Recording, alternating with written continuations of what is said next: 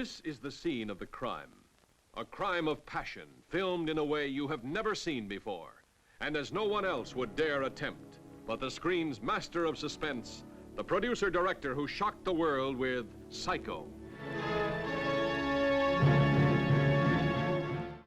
Rear Window, original trailer. Rear Window was a 1954 Alfred Hitchcock film about a wheelchair-bound James Stewart who suspects one of his neighbors of killing his wife.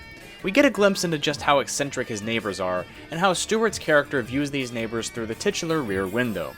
In the film industry, a term exists called the Missing Hitchcocks, which was a group of 5 films Hitchcock himself owned the distribution rights to.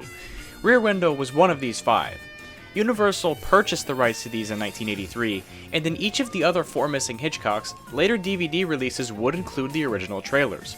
Rear Window was the only one of the 5 where this did not happen, as 2 separate DVD releases happened in the 21st century, and the original trailer is nowhere to be found. There is one trailer that has been found, but it was from the 1960s, after the film had been out for some amount of years. And also it mentions Psycho in the trailer, which didn't come out until after Rear Window.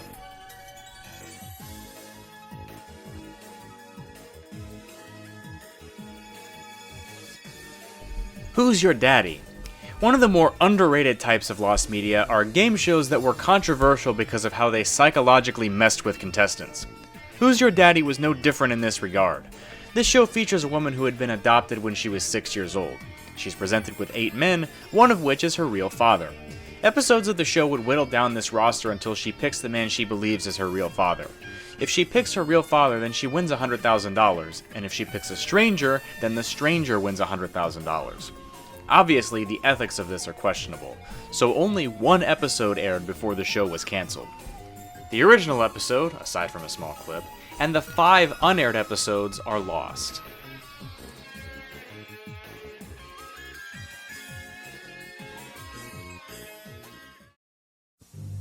The ability to pull people together, unify them, sell them on a single mission, and go do it. Nobody was better at it, in my opinion, than Paul William Bryant. Sports Century, Bear Bryant. This was a documentary that aired on ESPN sometime in the early 2000s. When I originally wrote this entry, the full documentary was available on YouTube. The entry was originally just going to be about discrepancies between the full thing and an 8-minute snippet on YouTube. Since then, as in during the production of this video, the full documentary in question has become lost. There haven't been any mirrors of the documentary anywhere on the internet that I've been able to find. And even if there were, it's been established that there's multiple versions of it. So even if we managed to find the version that was fully uploaded to YouTube, the one that the 8-minute clip came from would still be a part of the search.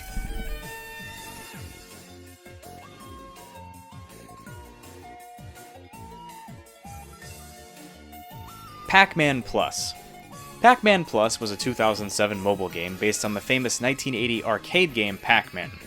The game played faster than regular Pac-Man, probably because faster gameplay fit better with the mobile platform.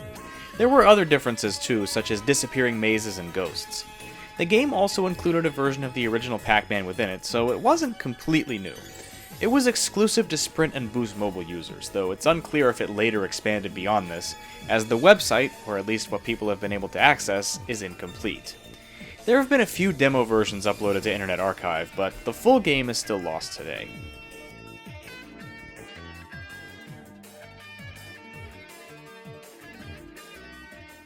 Guests are starting to arrive at the Hall of Game Awards. Good show! Jolly good show! Oh yeah, get a load of these lumps! Oh! We're live in 60 seconds. Places, everyone. 저를 따라 안으로 들어오세요. Guess who's not nominated? Me, that's who! Hall of Game Awards. This was Cartoon Network's answer to Nickelodeon's Kids' Choice Awards, an annual award show that aired from 2011 to 2014, before being cancelled due to Cartoon Network's shift away from live-action content.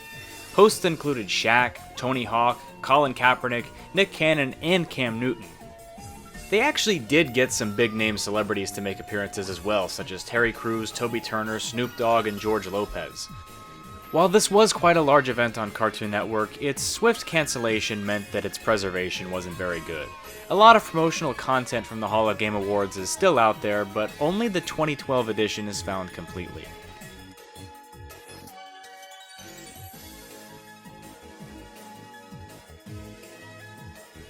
Starcade. This game show aired in the early 80s and was a pioneer in that it was the first mainstream game show to feature video games as a core aspect. While it didn't last long, that aspect has kept it as a well-known show decades later.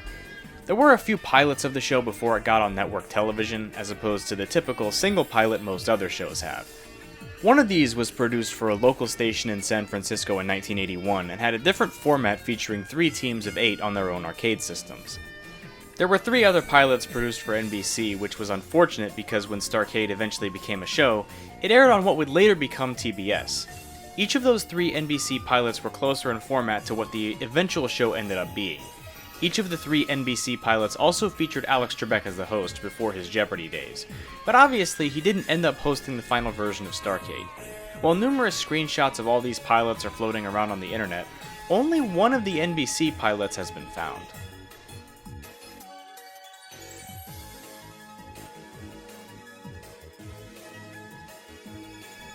Reggie Jackson's World of Sports. Between 1981 and 1982, this sports show aired on Nickelodeon. It was notable as the first celebrity show on Nickelodeon, as in someone that was already famous before the show aired. Each episode would showcase a different sport, and a tournament where players compete at said sport. In total there were 18 episodes, aired across 1981 and 1982, but the show hasn't been aired in reruns since 1985. Despite some promotional material popping up online, a full episode hasn't appeared online, or even really been talked about. There were no home media releases, so unless someone involved with production has any episodes, or unless anyone recorded it back in the early 80s when that technology was still rather new, this series will likely remain lost.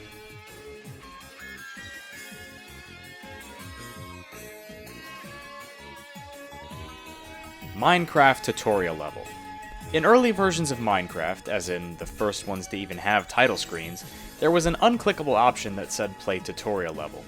This option was later removed in late 2010, without any closure as to what that tutorial level would have even contained. It should be noted that early editions of the Xbox 360 and PS3 versions of Minecraft did include a tutorial world, and so those plans were fully realized, though the original PC tutorial level was never playable, and thus its contents were unknown, as were the reasons why it was cut. If you're curious, there's a video by Sal C1 about this very topic, which I recommend checking out.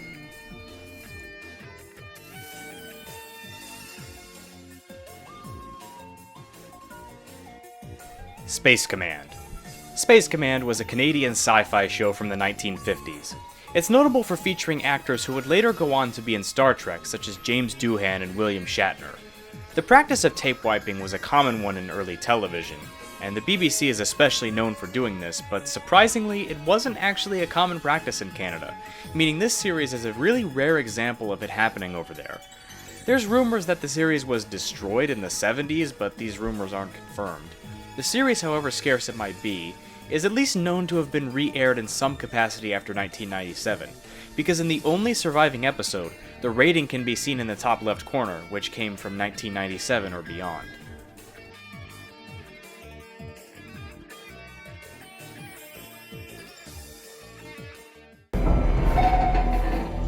Mother of God. Don't you just love playing submarine, Gary? Prepare to dive!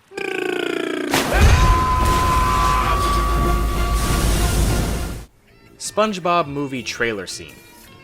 This is a bit of a weird one, as it's really unknown if there's any lost content to this, but I thought I'd include it just in case. In many of the early SpongeBob movie trailers from 2004 and earlier, there's some animation and voice work that doesn't come from any part of the movie. Now, this could have been a scene only animated for the purpose of being in the trailer, but that seems like a waste of effort when a movie is being produced. So it's my theory that this is cut from an actual planned scene for the movie that was scrapped. And if that's true, it's unlikely that the full scene will be available in any public capacity. The known deleted scenes are hard enough to find as it is.